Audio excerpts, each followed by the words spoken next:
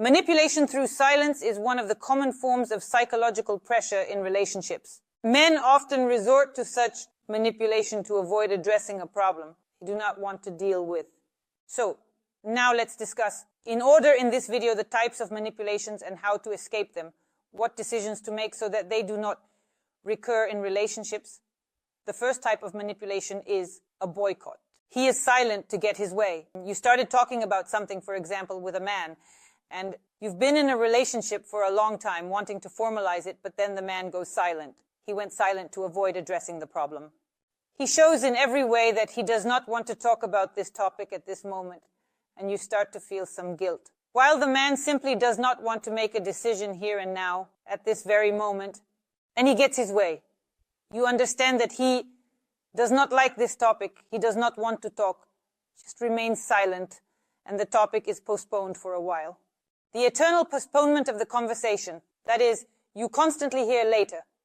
We'll talk about this next time. The man does not want to solve the problem. And he can absolutely, indeed, really conjure up anything to avoid solving it. That is, I'm tired today, let's do it another time, I don't have the energy, there are always some problems, and so on. That is, he brushes off the problem to avoid solving it right now. Change of the conversation topic. That is, you start, for example, with a problematic situation. Well, for instance, you don't have shared housing, and you begin talking about possibly starting to build or taking out a mortgage or something else.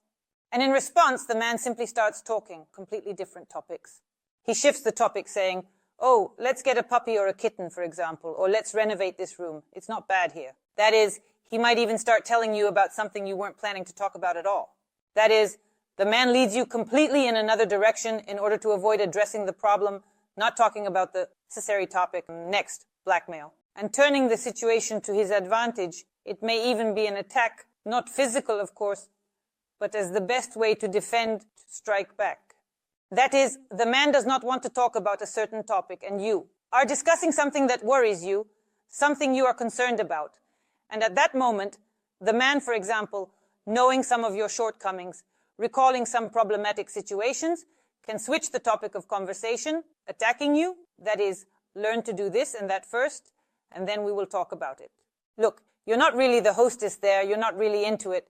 Where would you, for example, fit in an apartment if the conversation about housing comes up? It goes where the conversation shifts, where the woman is attacked, possibly with phrases like, you don't love me, some manipulations as a response. If you recognize your man in some of these phrases or behaviors, you need to do something about it. Otherwise, problems in such relationships are not resolved and often accumulate, and accumulated problems often lead to a breakup. If you want to maintain the relationship, you need to do something about it. So, how to solve the problem?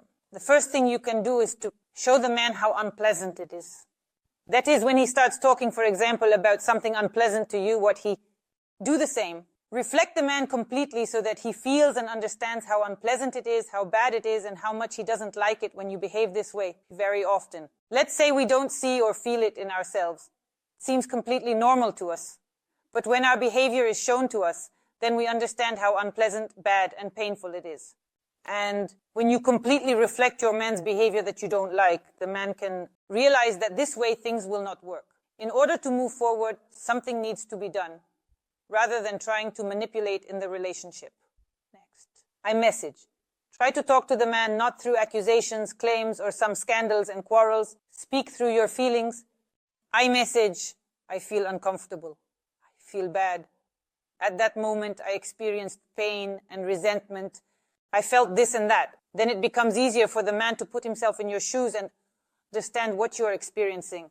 For example, the man is at work all day while you are in some, say, not very pleasant situation. For example, you live with your mother-in-law, and the mother-in-law, let's say, is a domineering woman who wants everything to be her way, and it makes you feel bad. And you are trying to discuss this situation with the man, but he, through various manipulations, does not want to talk about it because he is in a situation with two women he, for example, loves. So if, for example, in this situation you attack his mother, saying how poorly she treats you and that everything around is bad, then you will not achieve the result you want. But if you talk about your feelings at that moment, when he is not home and the mother-in-law is possibly attacking, causing some troubles, and if you share what you feel, for example, that you would like to live separately to come up with something in this situation, then the man, feeling what you are experiencing, may start to resolve a situation that perhaps has not been resolved for years. Moving on. Positive feedback. For example, you want to talk about something with the man, but he again tries to avoid the topic of conversation, and you can simply say to him, I see that you are not ready to talk about this right now. Perhaps your mind is occupied with something else, but let's not postpone it for too long. Let's talk about it when you can. And very often at that moment, the man agrees to talk about the topic because he sees that he is not being attacked, that the woman is communicating positively with him, meaning she is willing to wait, wants to solve the problem, and is not being confrontational. And very frequently, in a lot of cases, this works. So speak through. Positive feedback. Moving on.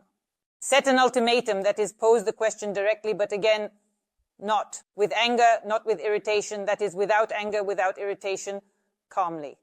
Say that this problem needs to be solved, for example, by Tuesday or by Wednesday or by Monday, whichever day you choose. That is, if you don't want to talk right now, this situation needs to be resolved by a certain day. And the man will already understand that he cannot escape solving this problem. That's it. It needs to be resolved. There is a clearly designated day, a day when this situation needs to be resolved. And the last thing I want to say is to end the relationship. If you entered into a relationship with a narcissist, an egoist, a person who is not ready for dialogue, not ready to solve problems together, to move forward, who constantly resorts to manipulation, and none of your actions work, you feel bad. Sometimes it's better to end a relationship in order not to suffer further. Because the situation is, for example, with a narcissist, nothing will change him. In such relationships, it is indeed very difficult for a woman. Don't torture yourself. Act in a way that is best for you. Make decisions that will, let's say, improve your life, not worsen it. That's all for this video. I was Alice. I hope for your likes and subscriptions. Write in the comments what you would like to discuss in my new videos. Don't forget to hit the bell, and goodbye everyone.